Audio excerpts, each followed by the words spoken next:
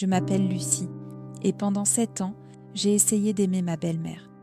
Pas d'un amour filial profond, je n'étais pas naïve à ce point, juste d'un amour poli, respectueux, fonctionnel. Le genre d'amour qu'on construit avec quelqu'un qu'on n'a pas choisi, mais qu'on accepte parce qu'il fait partie de la vie de la personne qu'on aime. Sylvie n'a jamais voulu de cet amour. Elle n'en voulait pas parce qu'elle ne voulait pas de moi. Depuis le premier jour, depuis le soir où Mathieu m'a présenté à sa famille autour d'un dîner dominical, Sylvie avait décidé que je n'étais pas à la terre à la hauteur, pas assez bien pour son fils, pas assez bien pour porter son nom de famille, pas assez bien, point.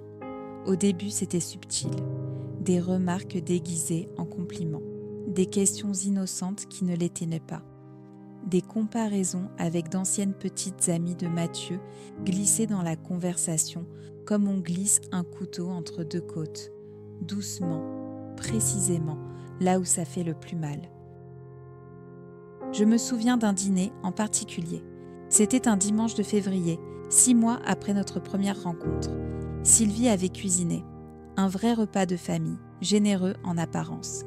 Mais pendant tout le repas, elle s'est adressée à moi exactement 2 fois. Une fois pour me demander si je voulais du pain. Une fois pour me demander ce que faisaient mes parents dans la vie, avec ce ton particulier qui transforme une question banale en jugement silencieux. Le reste du temps, elle parlait à Mathieu comme si j'étais transparente, comme si ma présence à cette table était une erreur administrative qu'on tolérait par politesse. Mathieu ne remarquait pas. Il était chez lui, heureux, détendu. Il me serrait parfois la main, sous la table sans même s'en rendre compte.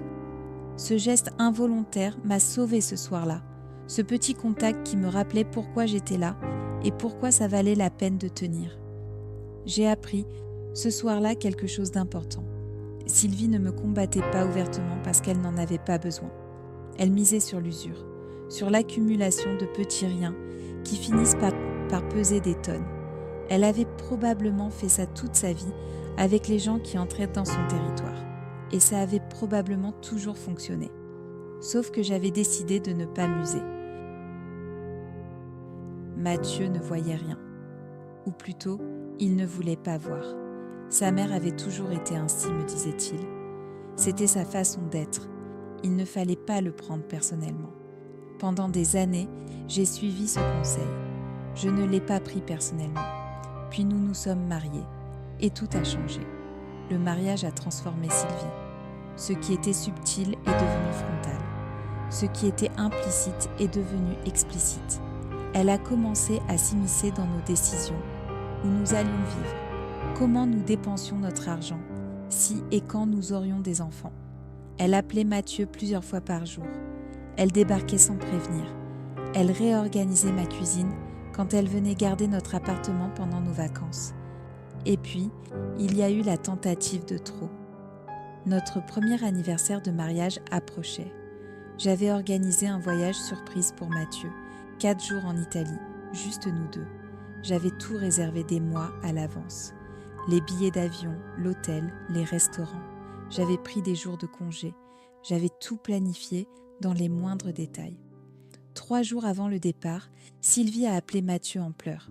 Elle avait un problème de santé, disait-elle, quelque chose de vague, d'urgent, de suffisamment inquiétant pour que Mathieu envisage d'annuler notre voyage. J'ai insisté pour qu'on consulte un médecin avant de décider quoi que ce soit. Le médecin a dit que Sylvie allait parfaitement bien. Rien d'urgent, rien de grave. Une légère fatigue qui ne nécessitait aucune attention particulière. Nous sommes partis en Italie. Au retour, Sylvie ne m'a plus adressé la parole pendant 2 mois. Et quand elle a repris contact, c'était pour commencer autre chose.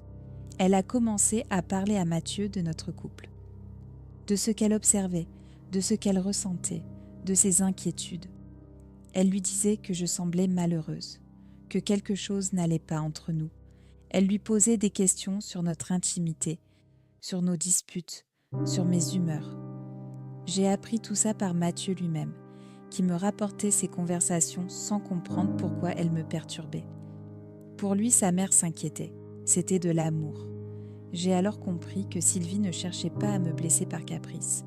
Elle cherchait à détruire mon mariage méthodiquement, patiemment, avec la précision de quelqu'un qui a tout son temps. J'aurais pu m'effondrer. J'aurais pu me battre frontalement, crier, accuser, forcer Mathieu à choisir. Beaucoup m'auraient conseillé de partir. J'ai choisi de construire à la place. J'ai commencé par parler vraiment à Mathieu, pas de sa mère, mais de nous, de ce que je voulais pour notre couple, de ce que j'espérais pour notre avenir, des limites que j'avais besoin qu'il pose, pas pour moi, mais pour notre famille. Ça n'a pas été une conversation, ça en a été des dizaines, sur plusieurs mois, douloureuses, nécessaires, honnêtes. Parallèlement, j'ai commencé à documenter, pas de façon obsessionnelle, juste noter les dates, les faits, les incidents, pas pour m'en servir comme arme, mais pour avoir une vision claire de la situation, sans laisser les émotions déformer ma mémoire. Et j'ai attendu. Les personnes comme Sylvie finissent toujours par aller trop loin. C'est inévitable. L'escalade est dans leur nature. Son moment de trop est arrivé lors de son 60e anniversaire. Sylvie avait organisé une grande fête. Toute la famille, les amis, les voisins. Une 50aine de personnes dans le jardin de sa maison. Mathieu et moi étions présents, bien sûr. Au milieu de la soirée, après quelques verres, Sylvie a pris la parole pour remercier ses invités. Et dans ce discours, devant toute la famille, devant des gens que je connaissais depuis 7 ans, elle a dit quelque chose qu'elle ne pouvait plus reprendre. Elle a dit en souriant que son plus grand souhait pour ses 60 ans était de voir son fils enfin heureux avec quelqu'un qui lui convienne vraiment. Le silence qui a suivi était éloquent. Mathieu a posé son verre. Il s'est levé. Et pour la première fois en 7 ans, il a dit à sa mère ce qu'il aurait dû lui dire depuis longtemps. Calmement, clairement, sans élever la voix, devant tout le monde. Il lui a dit que j'étais la femme qui lui convenait, que j'avais toujours été la femme qui lui convenait, que si elle n'était pas capable de me respecter, elle ne serait plus la bienvenue dans notre vie. Puis, il m'a pris la main et nous sommes partis. Dans la voiture, je n'ai rien dit pendant plusieurs minutes. Mathieu non plus. C'est lui qui a parlé le premier. Il m'a dit qu'il était désolé, qu'il avait mis trop de temps à voir ce que je vivais, qu'il ne laisserait plus jamais ça se reproduire. Je lui ai dit que je le savais, que j'avais attendu parce que je savais qu'il finirait par comprendre, que certaines choses ne peuvent pas être expliquées, elles doivent être vécues. Sylvie a tenté de reprendre contact plusieurs fois dans les semaines qui ont suivi. Mathieu répondait, brièvement, poliment, avec une distance nouvelle qui disait tout ce qu'il n'avait pas besoin de répéter. 2 ans plus tard, nous avons une fille. Elle s'appelle Emma. Sylvie n'a pas été présente à la naissance. Peut-être qu'un jour, les choses évolueront. Peut-être pas. Ce n'est plus mon combat. Mon combat, il est là, dans cette maison, avec cet homme, avec cette petite fille qui dort dans la pièce d'à côté et qui n'a aucune idée de ce qu'il a fallu traverser pour qu'elle existe dans une famille aussi unie qu'elle l'est aujourd'hui. Certaines batailles se gagnent en tenant bon, pas en frappant fort. Si vous avez vécu quelque chose de similaire avec une belle famille toxique, laissez un commentaire. Je lis tout. Abonnez-vous pour ne rien manquer. La prochaine confession arrive demain.